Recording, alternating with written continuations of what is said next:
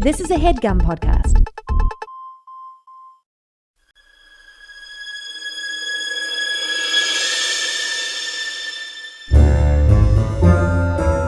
Oh, yeah. Welcome to A Funny Feeling Podcast. I'm Betsy Sidaro. And I'm Marcy Jarrow. This is a podcast where comedians tell us their paranormal experiences, and we listen to yours as well. Oh, yeah. And if you have one of these paranormal experiences that you want to share with us, please email it to us at funnyfeelingpod@gmail.com. Now get cozy. And prepare yourself to be scared silly. This is a Funny Feeling Podcast.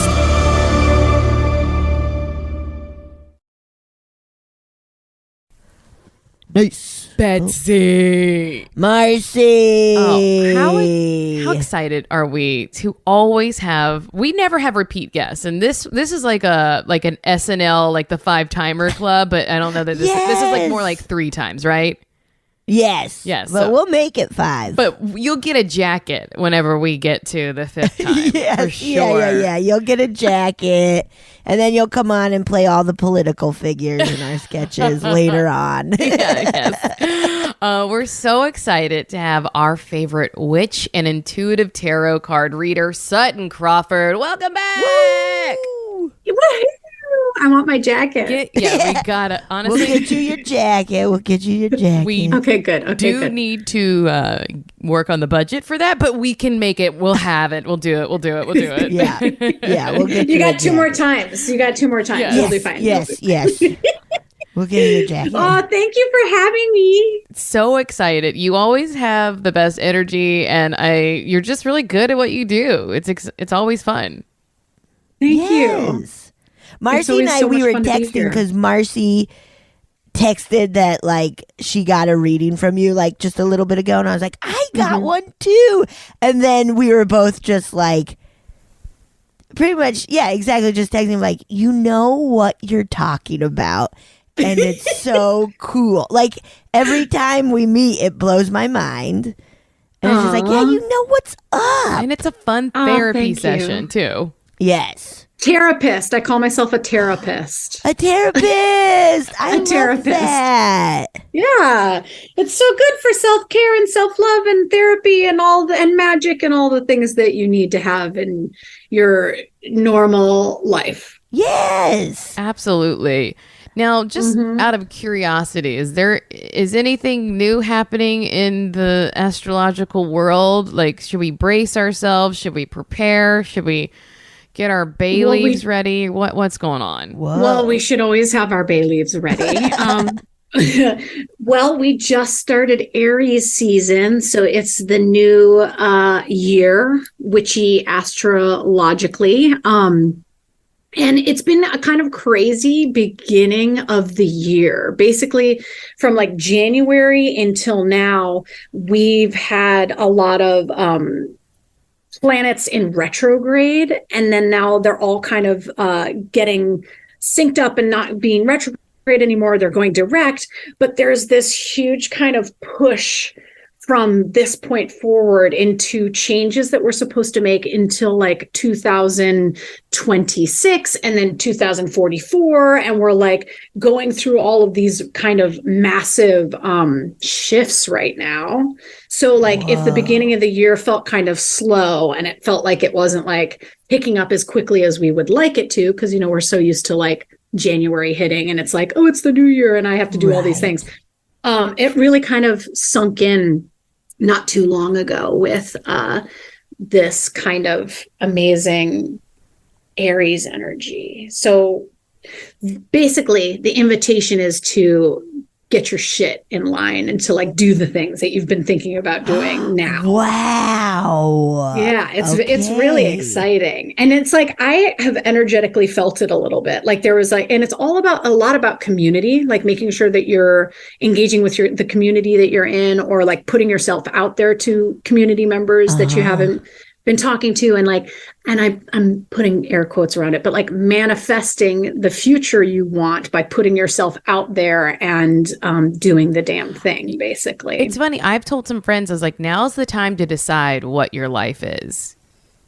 It really is. And it's not just like it's for everybody. And it's these like weird, it was the moments where like those tough moments in like February and March were the time where we were kind of laying waste to the things that didn't serve us anymore, so that then come now we're like, and we're still in March, but come now it's like, okay, now this is what I want it to look like. This is how I'm going to get there, and not necessarily knowing exactly how we're going to get there, but as long as we're taking the steps to see it kind of unfold and manifest the way we want it to. Whoa. Is this moment, which is really exciting. Cool. And yeah, it's very cool. How often does this happen? Is it once a year?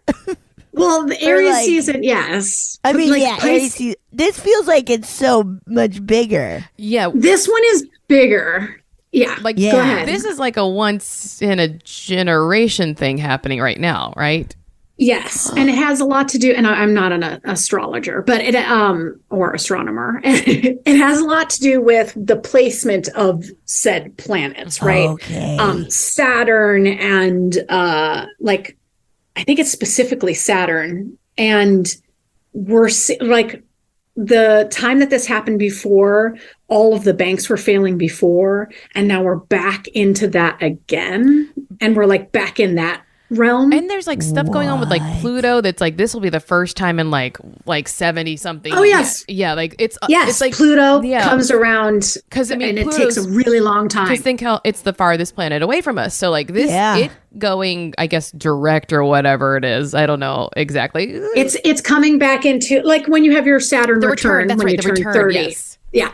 So Pluto is returning, and I think it takes like, oh God, I don't even know, 40 years or something like that. Whoa. Yeah. So 20 years. It is like a big moment. And I feel like that's why, even though I don't know, clearly, guys, I don't know a lot about this stuff, but I have this like little sixth sense that like now is the time to really let go of the things that you don't want to come with you right now, and to forcefully be like, I have to put these things away. Whoa. Because, I have to know. Thinking about all the bad stuff, it lives with you, or grief or all that stuff. It is there, but to just say it doesn't have to always be there. I don't have to. Right. I don't have to be stuck in this, even if I will experience it again. Whoa. Okay. And like trying not to let the stuff that we can control like be a tattoo, right? We don't want like all the grief or all of the stuff we carry that isn't useful to us and all of those things. It's like, it's not a tattoo. You get to shed it. Like, cool. Shed your skin. The like Pluto that. returns. It's not a tattoo. Yeah. I'm like, I want to see how long it takes Pluto to get back around, but I can't see it. It's too complicated. It's too hard. Google and talking to you is too hard. It's too hard. It's way too hard. Wow. Okay. Yeah. No, so cool. it's very cool, but manifesting is huge right now. No, it's a really it's a really good time to set yourself up. We're like really setting ourselves up for some big changes. And it's really cool because we thought, again, everybody's like, oh, 2023 is my year. And it's like, actually 2024 is a little bit more a year. 2023 is when we're seeing our choices that we made in 2022. We're like, we laid the foundation, we made the choices, we're doing it, and we're going through that completion of that in 2023 to see the evolution and transformation of 2024. Wow. Yes. Okay. Now, I did just look it up, and Pluto returned last year, around this in February last year, but it takes 248 years for it to do that.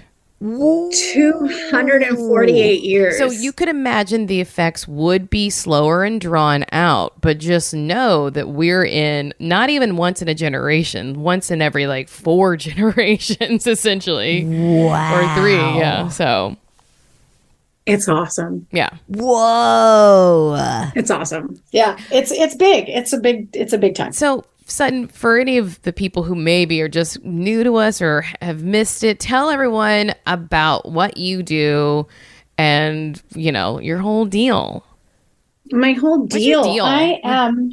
My Come deal. on, what's your deal? What is my deal? I am a witch and a professional tarot card reader. I do spell work and magic, and I just recently moved from New York City to New Hampshire to have a quieter, more nature-filled life. Nice. But I give readings every day, sometimes 3 to 5 times a day, for private clients via Zoom and in person. And I do events, and I use the form of cartomancy to communicate with people and teach them about themselves and teach them about the inner workings of their soul with cards, basically. Wow. Ooh. Wait, what's cartomancy? Is it cards? Yes. Nice. That sounds so cool. Yes, using tarot cards is called cartomancy. Cool. Yeah. Are you a Isn't that fun? cartomancer? Or I am a cartomancer. I hope so. That's sexy. I mean, yeah. Oh my goodness, cartomancer. You should go as that to the Ren Fair. Oh, the Ren Fair. Yeah, we were talking about that before we started recording. Yeah, just so everybody's like, A what? lot of Ren Fair talk. It's nerdy, but we love it. It's fun. Listeners, if you're out there and if you ever saw Puke and Snot at the Ren Fair, let us know. Do you think that was regional to you, Betsy? Probably. I feel we went one time in Arizona when we were visiting like an uncle, and we went to the Ren Fair in like April, and Puke and Snot were there. So I think maybe they're like more southwest. Okay. Or, Colorado, Arizona. I don't know. Puke and Snot. So, Sutton,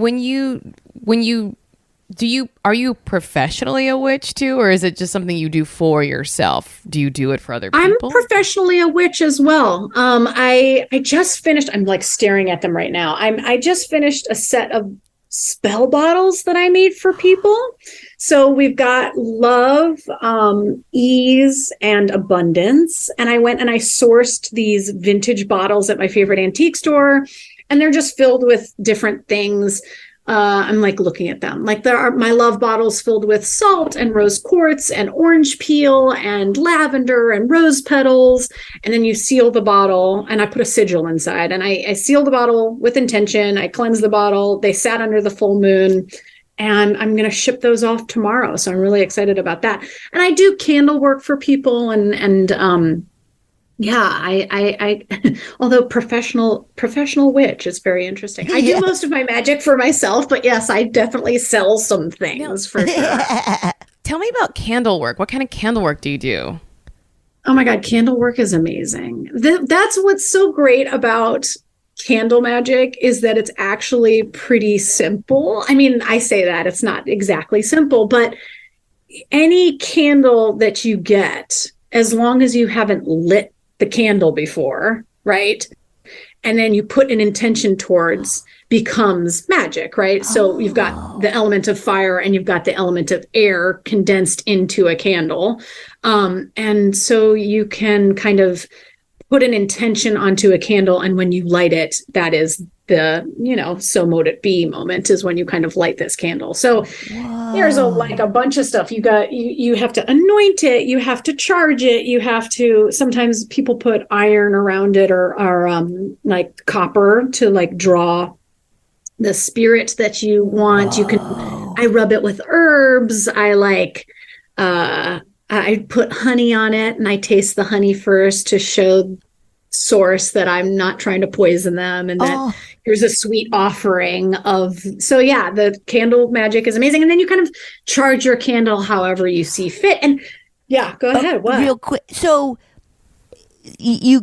are you only allowed to light it when you like want to put that energy out, or could you just be like, oh man, I just destroyed my bathroom, I gotta light this candle? Okay. Well, Or is that like, don't do that? no, it should be the intention of the thing. Okay. I don't know. Get a different candle for that. Okay. Get a different I have candle. some bathroom candles. But there are people who are weird about blowing spell candles out. And I am not one of those people. Like, I'm not about to burn down my house. Like, I have a witch partner who will put it in her bathtub so that it keeps burning. Yeah, because sometimes they'll be like, you have to let it burn until it goes out on its own. And it's like, well, that could take days for some of these big candles. Yeah, no, and I try, and that's why for most of my spell work, I'll use what's called a chime candle. And so they're little teeny tiny candles that burn in about an hour and a half. Okay. That's where I like to, because I'm like, I can't be burning a pillar candle for 7 days straight. Although there are witches who do that and are able to just leave that candle lit all the time. But I'm in the camp of people that if you blow out your candle, you just relight it the next time that you want to work on that intention. Right. Basically. Okay. Now, I love on TikTok watching the candles where they put like 2 candles and it's like supposed to be like,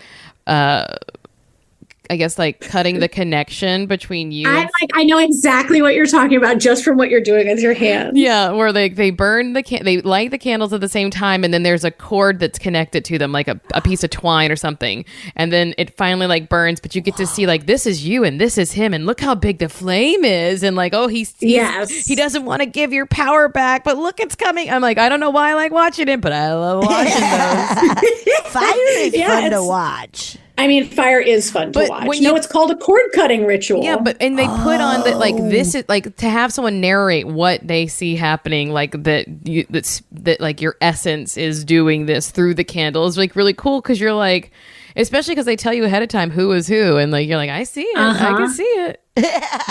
that other person does not want to let go of that rope. Yeah. Wow. Yeah, no, they're really cord cutting is really. Cord cutting is a big deal. I don't tell a lot of people to do it. I have told people to do it in readings before. And there's actually an oracle deck that I use that has a card for cord cutting and has a little prayer. And it's just all very much about like releasing somebody with their best intention. And you don't mean them any ill will, but you certainly don't want them in your life anymore. Because I said to me, just do it in the shower to like be like, let's start over fresh. Who are you cord cutting in the shower? Everybody. I'm like, let's all start over fresh today, guys. Let's get rid of all of our connections right now, and then today's a new day, and we'll start over. Just like witchcraft is choose your own adventure. So if you're gonna cord cut every day, then be it. Maybe I'll stop doing that then. No, I mean, I do see cord cutting as a very serious thing. It's a pretty final thing. Like it's kind of sending the message to the universe that you have no intention of being around this person ever again. Boundaries. Good. Very big boundaries. Huge boundaries. Wow. Big, huge boundaries. Yeah. Oh, witch talk is so entertaining, isn't it? Oh my gosh. It's fascinating. Especially when you start getting into like the clothes practice stuff and people getting into arguments about things, and you're like, this is great. I love learning that just like learning all the stuff that you're like, oh, you shouldn't be doing this. You should be doing this. Like, I don't know. It's very interesting. Yeah. And that's why I said the thing about the candle magic. Like, I don't care. Frankly, Betsy, if you want to light it up after a bathroom trip, like that's your choice. Like that's your magic. Right. You know what I mean? Yeah. But like all these like gatekeepery rules where it's like, oh, but if you do this and it doesn't work. And it's like, no, the whole point is that you're harnessing your intention into something, right? Your will goes into something. And that's only like a small piece of magic, but like your will is what you're trying to see out through tools or all that kind of magic. And did we say bay leaves already? Did we say bay leaves? We mentioned them, but we didn't tell anyone about how we use bay leaves. You're just not supposed to eat them, right? Pull your bay leaves spaghetti sauce. Wait, my husband used to think that bay leaves would poison you. Yeah. I remember growing up and like my dad would make like marinara sauce, and it would always be like, it'd be good luck if you found the bay leaf, but don't eat it. Don't eat it. Do not eat it.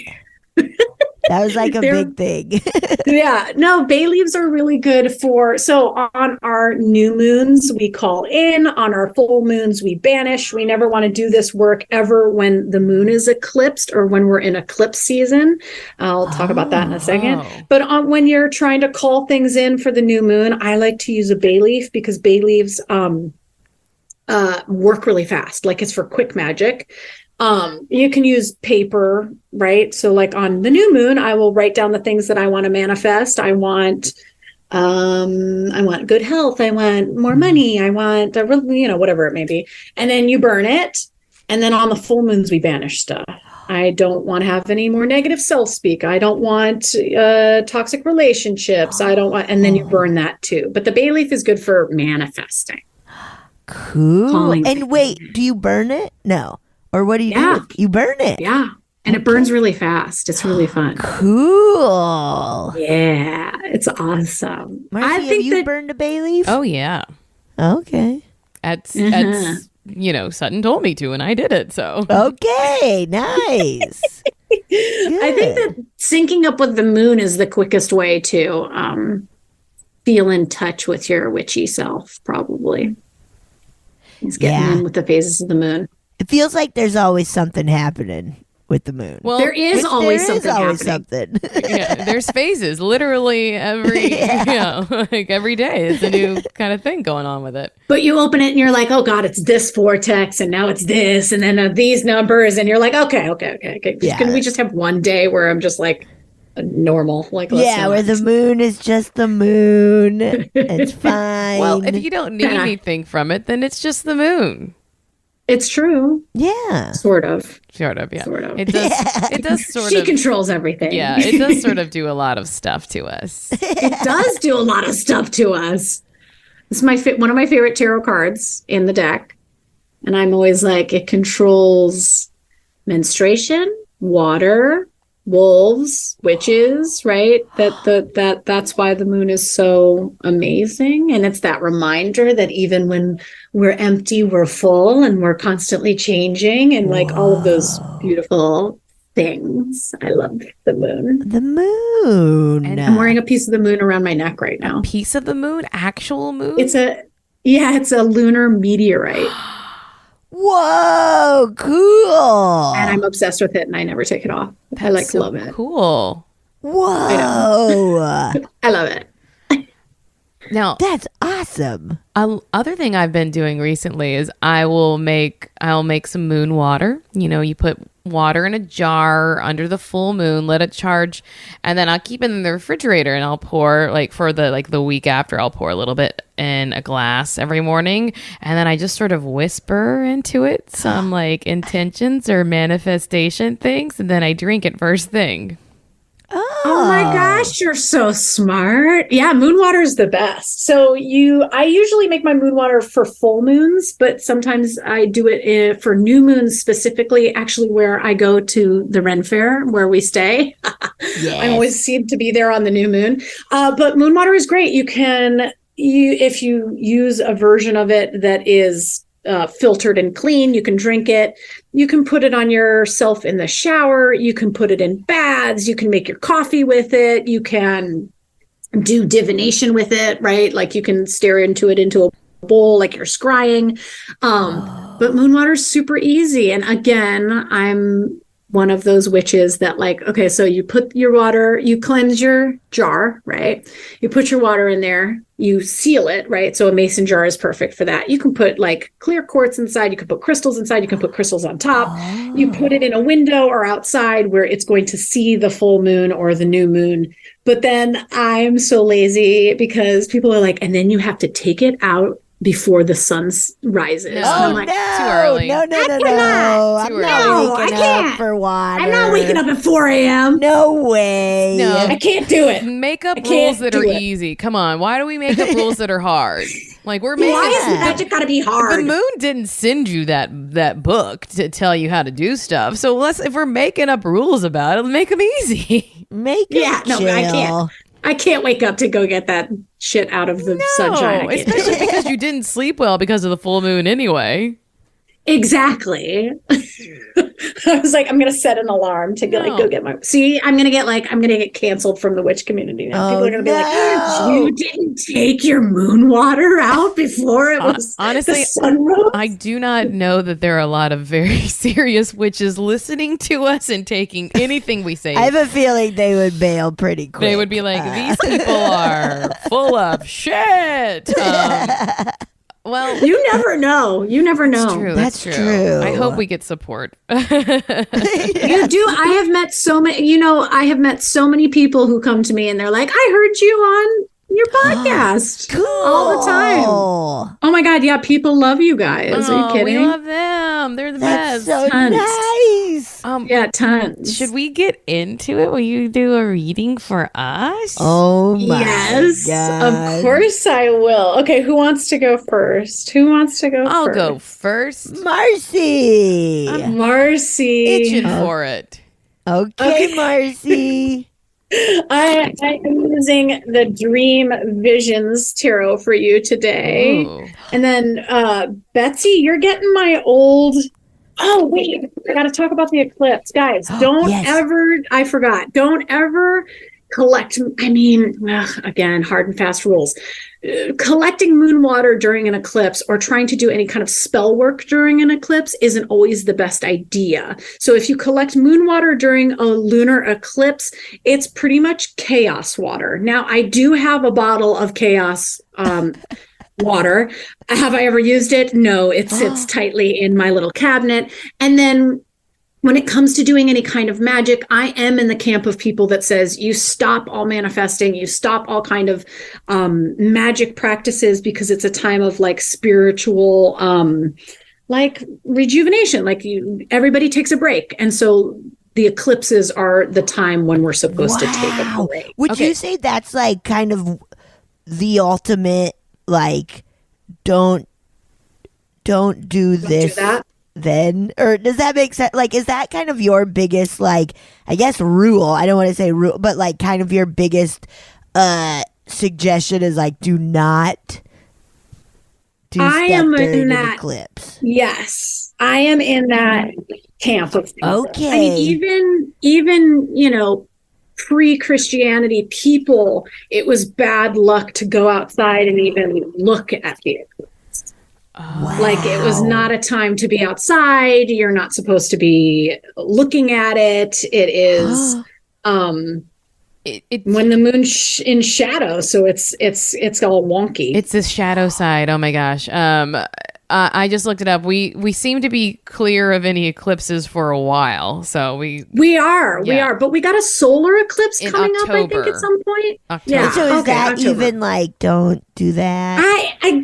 Because I do a like every month I'm trying to do something magical, right? I'm trying to perform magic of some sort. I find the eclipses really comforting. I'm like, oh, good, I don't have to draw that moon bath.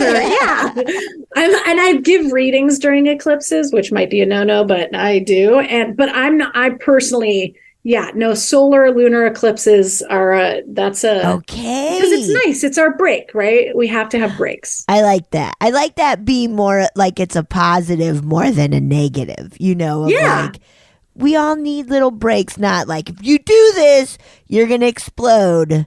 Exactly. So don't whoa. Okay. And that what they say is the reason that we take a break is because the eclipses speed things up, right? And so anything that's supposed to kind of go down or happen in like what you're setting up for yourself or cosmically, universally, it's gonna do it anyway. And the chaos of it is part of the allure of the eclipse, is that you want to just let the eclipse do its thing. It's gonna run the show. That's why, like, the water I made is like chaos water. It's like when you an oracle I follow is like, make the water, but know if you ever use it, it's like when you shoot craps. Like, okay, only use it if it's only use that water if you're trying to do something that's like, well, fuck it, I don't know, throw the dice. Whoa. And sometimes I'm in that mood. I'm like kind of always in that mood.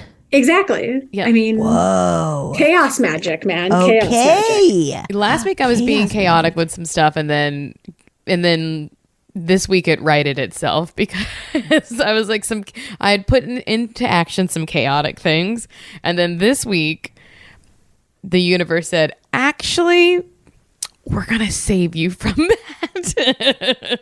Oh, good. I'm glad to hear because I know some of it. Yeah. Good. Okay. The universe is like, you know what? We think maybe we won't do that right now. And I was like, fair, Okay. fair. I honestly knew it was kind of chaotic when I started it. So fair. There You're you like, thank go. you. Okay, fine. That's fine. That's great. Yeah, thank you.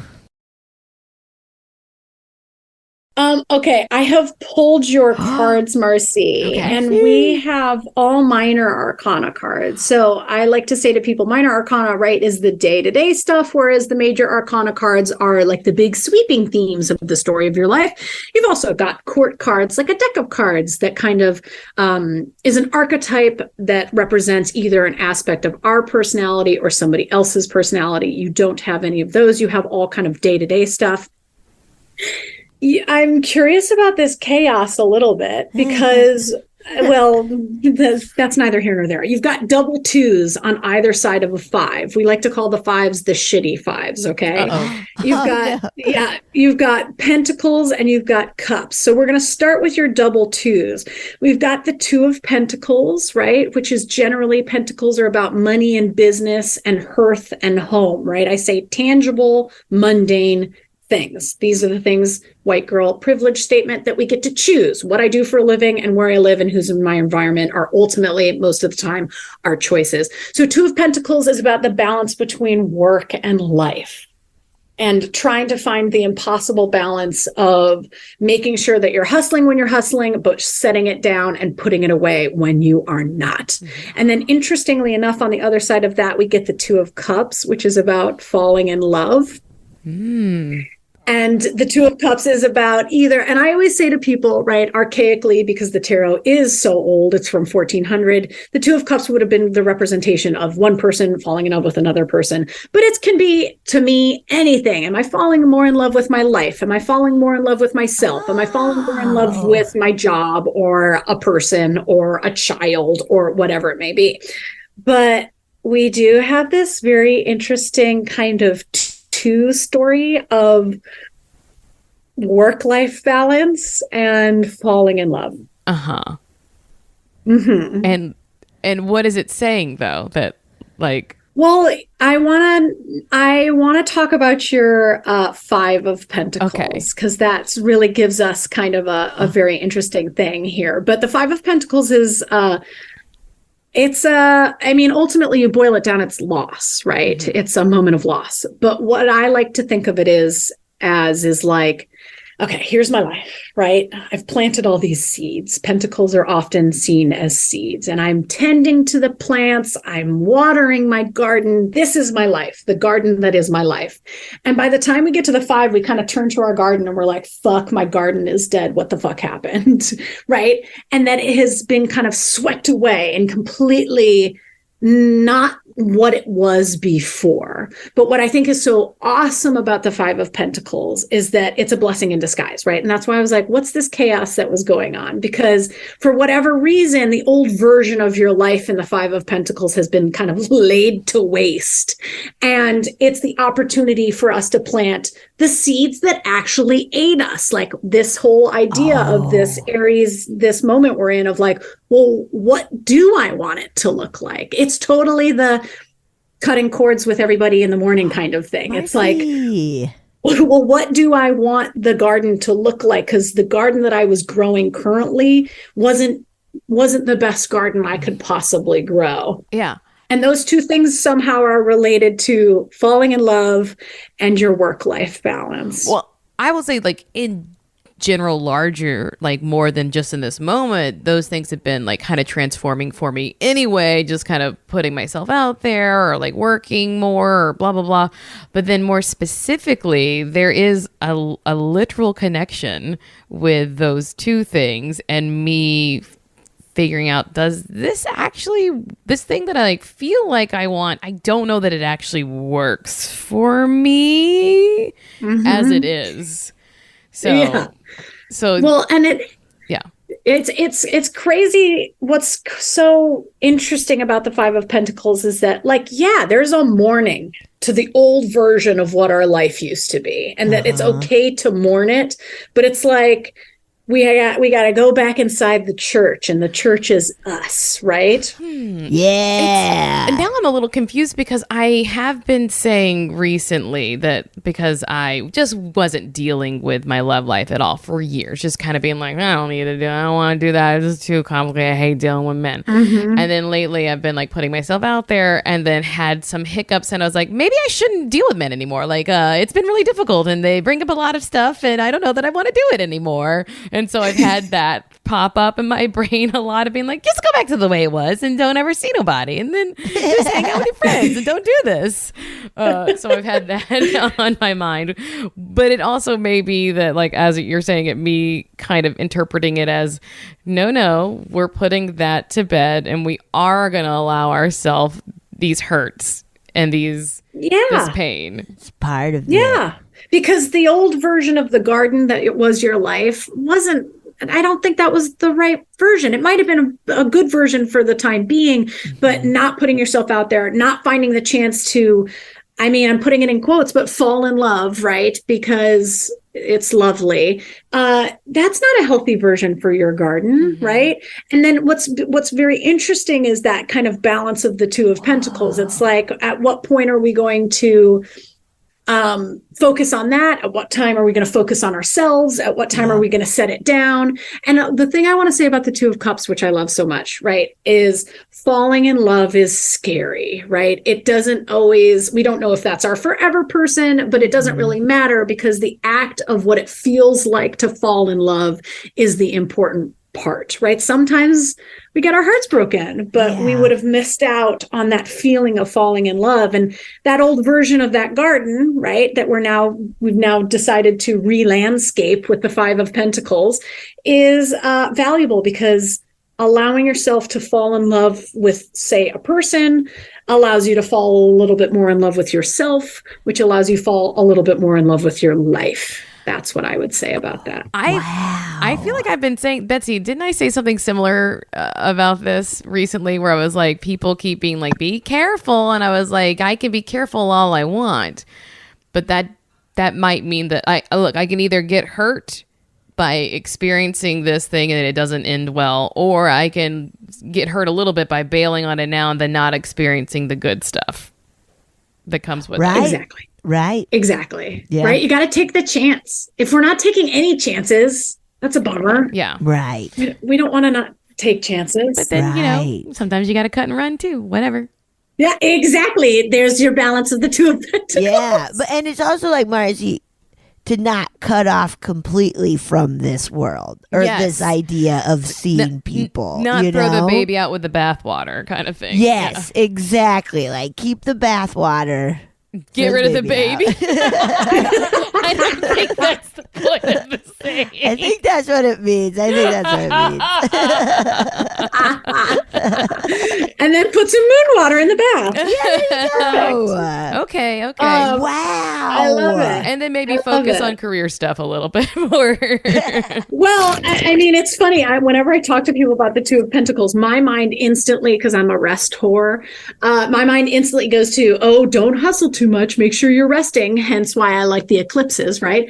But then it's like, well, there's another side of that coin. Like, if you're not hustling enough, maybe it's time, not saying that you're not, but it's just like, well, there's the other balance of that, is like, don't just only rest. Can't do that. Gotta have the work-life balance.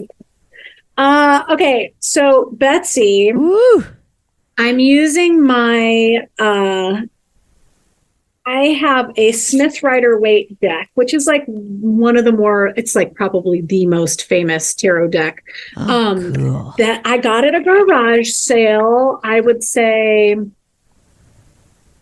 15 years ago. Cool. I don't read with it too often. Well, I didn't read with it for like 10 years. It just kind of sat on my altar and sat in my space. And then I'd say about 3 years ago, it was like, I'm yours now. So I read with it now. And I just took it to the event that I did 2 Sundays ago and read with it, and they were beautiful. So you're getting, she's old. She's like, cool. You can tell how old she is. She's like clearly from the 70s. Yes, I love a thick single card where it's like there's been beer spilled on it. Like these cards have been through a lot. There is, I don't know if I've ever talked to you guys about this, but so you remember I said the shitty 5. So the 5 of Cups in this deck, it has spilled something on it. Like somebody, oh, there it is. No one else can see it, but maybe I'll take a picture. Like a water stain. Yeah. Totally. Yes, like somebody pulled the card for somebody and was like, and like knocked over a glass of wine or something like that. Not the 5 of Cups. Okay, Betsy, yours is delightful. Oh, good. We've for got her. Cool. No yours fives? was delightful too. Yours was no fives, no fives for Betsy today. Okay, so we and it's funny. It is interesting to have read for you guys personally, not on air, to know some of the backgrounds on both of the situations that we're talking about right now, and to also be sure to have client confidentiality. But so we've got the 10 of Pentacles, the 7 of Cups, and the Knight of Cups. Okay, so we're going to go through all of this, but what's so glaringly obvious and lovely is the 10 of Pentacles in here, because we have talked a lot about finding a balance, right? And finding the balance that allows us to see kind of magic in our lives, right? To not be so concerned with controlling your career or whatever it may be that you don't get the other aspect of like enjoying your life and and living in the loveliness that is your life. So the 10 of Pentacles is really, first of all, it's again, Pentacles, remember everybody, money, business, hearth, home, tangible things. But the 10 of Pentacles is that pinnacle of the Pentacles story where we are acknowledging where we came from, right? We're at the end and we're like, wow, remember when I used to be living out of my car? Remember when I used to live paycheck to paycheck? We're like, remember that? Well, look at where I am now. And it's because of all the work that I put into my life that I am here now. But on top of that, because Pentacles are things we choose, right? And so our careers are such a huge, important part of that. And I talk to people so often that are like, my job is soul sucking. Should I leave? And I'm like, well, you have your answer right there. The Pentacles are that reminder that like, we should really be choosing these things, these tangible things that aid us, right? That try and make us the happiest versions of ourselves we possibly can be. And you're both doing that, right? And I'm trying to do that. And so the 10 of Pentacles is you are seeing magic in the mundane, right? That like through the choices that you've made, you're looking around and you're like, wow, I'm on a floating rock. My heart is beating. I'm going to go to the John Wick movie. I'm sorry, we talked about that beforehand. How dare you bring that up? It's personal and How private. dare you? Client confidentiality. No, is that like because of the choices that I've made of where I live, who's in my environment, and what I do, I'm really able to see magic in my life because the mundane can be magical. Same. So, yes. I love it. So we've got that, but then you've got Cups on either side of that, which is creativity, love, intuition, right? So, okay, we got the 7 of Cups here, which is all about a lot of options. Okay. Like, oh my God, I have all of these things floating around and I have so many things that I want to do, or so many things I want to write, or so many things I want to be a part of, right? Yes. And the 7 of Cups is like, hey, choose one. What's the one thing that would fill your cup right now, so that you don't end up completely either not doing anything, or B, like fogging your choice and intuition into like keeping yourself not cooking the egg, basically. Right. So do you feel like you have options right now? Yes. Okay. Yeah, you have you have at least 5 projects, I'm sure, at all times, or 10 maybe. A million. Yeah. No. A million. Yes, I do have a lot floating around, but it's good. Exactly. Oh no, it's all good. It's very good. But Whoa. it is a moment where the Seven of Cups is saying, hey, Let's if you're ever focus. feeling overwhelmed about what you're doing, right? Which is Yes. clouding your judgment and clouding your intuition ultimately, Yeah. then let's just choose one. Let's just choose Okay. one, right? Yes. And choose the one that fills your cup the most, right? So that you don't feel like you're trying to like spin all the plates all at the same time and you feel like you're going to Yes. get overwhelmed. Yes. And then you've got your Knight of Cups, and knights are their active quality through their suit with how they reach their goal, right? So their suit determines how they get there, but the knight is how do I get there, right? Yes. So they're all goal oriented. And the Knight of Cups, I mean, to boil it down, I would say being as flexible as humanly possible to try and stay flexible, right? Yes. And Knight of Cups is magical. They're sexy people. Everybody wants to be around them. They're extremely intuitive, creative, and sensitive people. I definitely think you're a Knight of Cups, personally. Oh my goodness! Thank you. Absolutely. But I think that it's like, okay, well, when all of these millions of things are floating around, first of all, take stock of what you've grown to this point and let this magic of your life be effervescent and right there. Yes. But then as you're moving forward to fill those different 7 cups of all the different projects or whatever it may be, like, let's be as flexible as humanly possible, right? Because when the Knight of Cups isn't flexible, they end up letting everything stay out in fantasy land.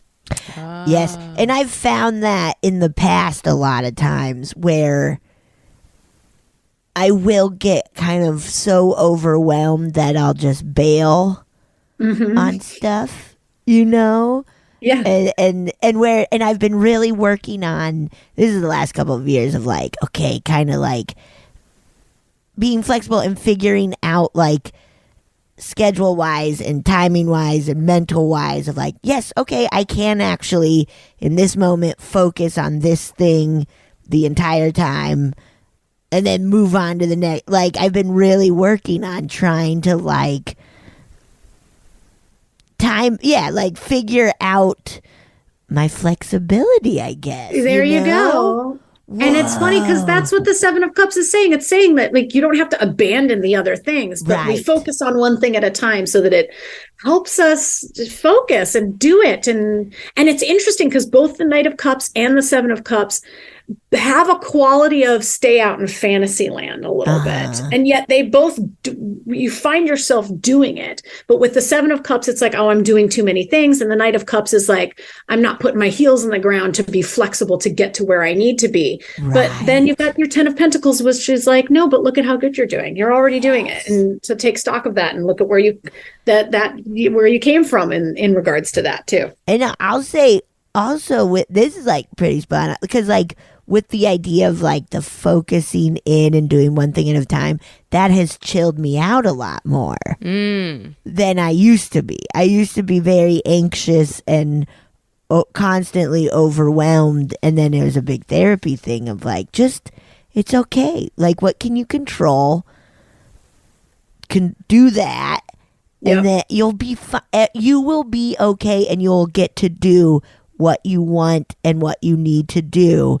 Don't worry if it's all happening at once, because then this is good. And you miss things too. Like if you're anxious and I mean anxiety, right? Everybody's got it. It's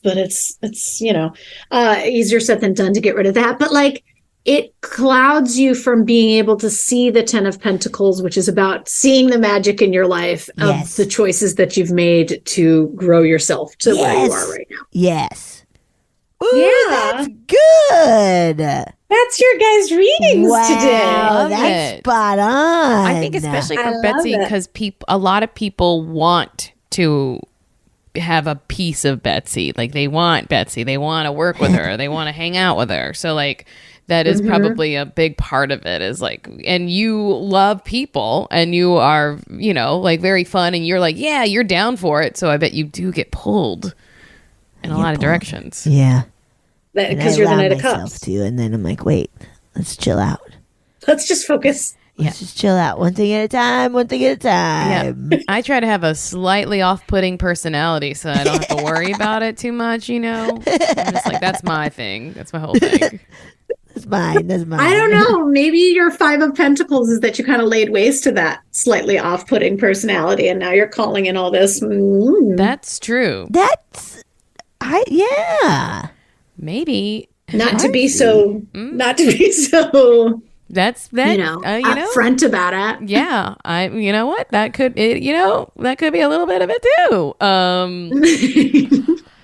I love getting a reading from you. It's the best. I do too. It's always Thanks, spot on. guys. Okay. It was Thank so you fun. so much. Woo. Would you like to Tell listen me. to a listener story with us? Yeah. Are you kidding? This is always my favorite thing to do ever. Okay. Then I'm going to play one right I can't now. wait. Yes. Hi, Marcy. Hi, Betsy. Long-time listener here. My boyfriend and I love listening to your podcast together, and he's been encouraging me to share some of my stories for a while now. I have quite a few of them, so I'm going to keep it short and just share the most recent experience that I had.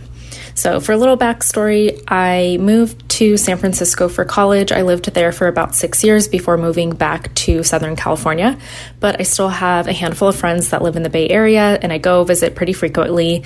Last November, 2 of my friends were getting married, so I decided to drive up for their wedding.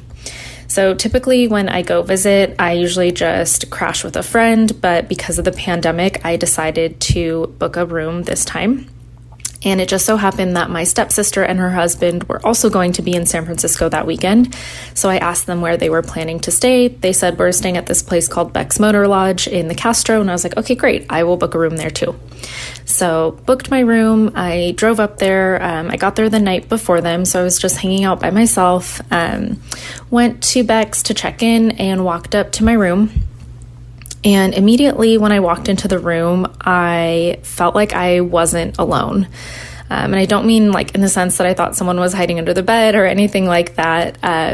It felt like I had walked into a room full of people. The best way I can describe it is that it felt like really loud in there, sort of like when you're in a crowded room and everyone's talking over each other, so you can't really make out what anyone is saying, but it's super noisy and a little bit distracting.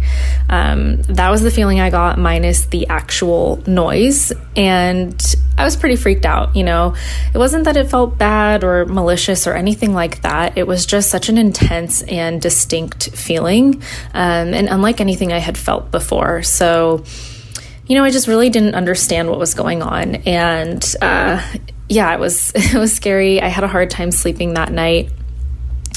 Woke up the next morning to get ready for the wedding, and I decided to take an Uber to City Hall where my friends were getting married. And I opened the Uber app, and when it does that thing where it tries to guess your current location, it did that. So I went to make sure that it was accurate, and it had pulled up my location as Sullivan's Funeral Home.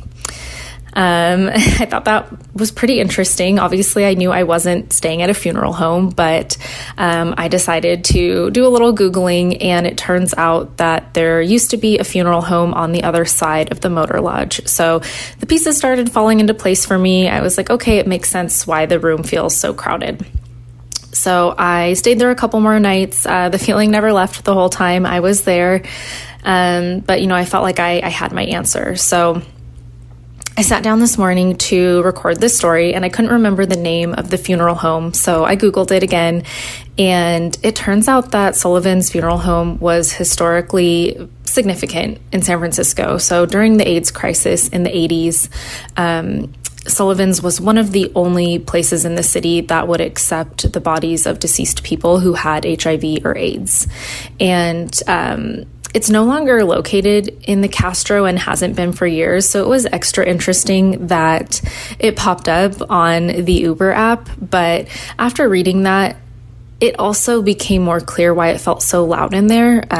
These people who were violently ignored during their time of need probably just wanted to be heard by someone. Or at least that's what I took away from the information that I found out.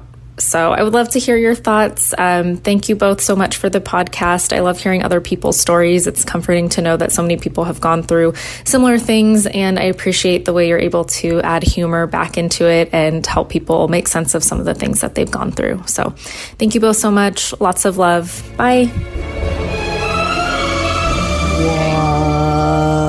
Whoa. Okay, Okay, that was wild because a very loud noise came through. Like I'm sure everyone heard it. Like listeners will hear it like, too. hum. This like deep hum, right? Right as they were like, and it felt like there were a ton of people there. It was It's like, every time she talked about sound, it came up. Yeah.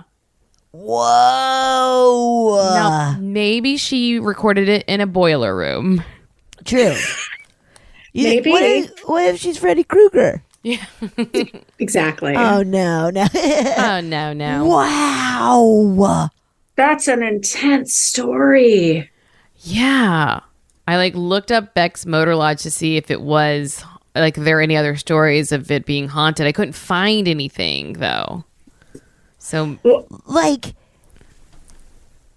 for it to pop up on Uber but not have been in the Castro district for years. Like, yeah, like how would because Uber, Uber hasn't Why? been. Yeah, but why? also Uber just uses like Google Maps or whatever, right? So Right. it's, it's not like it's coming up with it itself. It's finding, it's pulling from that. And and I just tried to look up Sullivan's funeral and it's not there either. So Right. Oh my Whoa. That's just so intense. I don't know. I mean, I guess I'm not going to get another hotel room, but she didn't say it felt malicious. Right. But like that would be hard to deal with for 3 days. Yeah. It's a lot of energy to deal with for 3 days. Yeah. But I appreciate that also the idea that like they just wanted to be heard. Because damn straight. yeah, I know. just Yeah, that's really acknowledge. intense. Yeah. Yeah, just to be acknowledged. That was good. I feel like hotels, really good. motels, all that stuff are like, Holiday Inn. yeah. After the party's the hotel lobby. It's such a crapshoot with the energy you're gonna get there. Right. Totally. Right. Totally. I wonder what her other stories are if she has multiple stories. Yes. I know. Is this person just like an extremely empathic, intuitive person that just feels all this energy all the time? Right. I kind of got a feeling, especially from the way that the sound changed, that they might have something going on with them, right? Like, but it's still kind of currently around them. Well, and it's funny because I think I've only listened to one other one with you guys. I can't remember.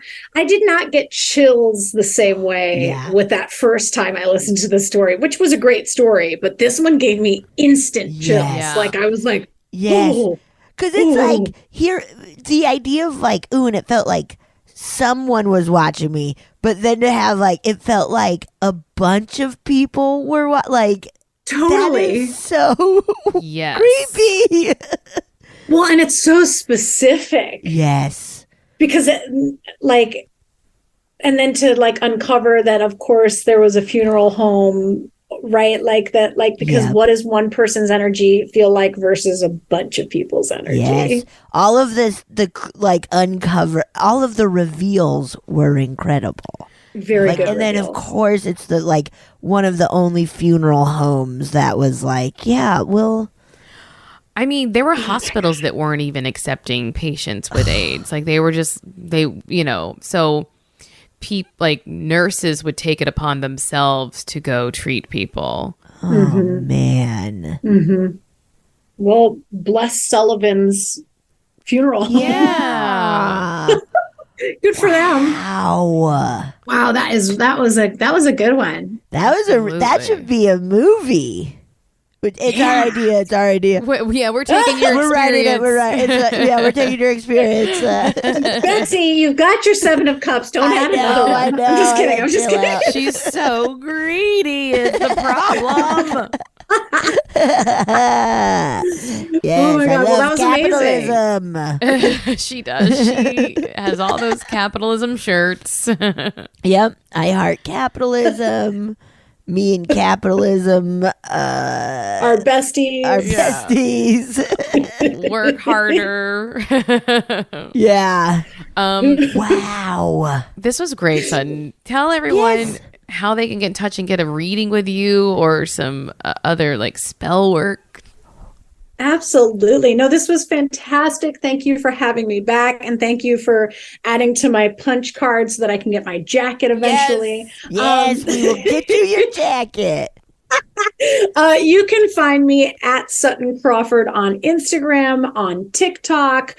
I'm pretty casual. You can DM me to set up a reading, but you can also visit my website, suttoncrawford.com. My little email thing is there. You can send me an email, and I give many different kinds of readings. I have an hour-long reading. I have a couples reading. I have 3-card pulls, which are video messages and very affordable. And yeah, I'm here for any of your witchy needs. So, Woo! yeah. Thank you so much. We love you. We love having you. Woo! I adore you guys. Thank you for having me again. Bye. Bye. Oh, yeah. Thank you so much for listening to A Funny Feeling. If you have a paranormal experience that you would like to share, please send us a voice memo, or you can email us just a letter at funnyfeelingpod@gmail.com. I'm Marcy. I'm Betsy, and don't shit your pants.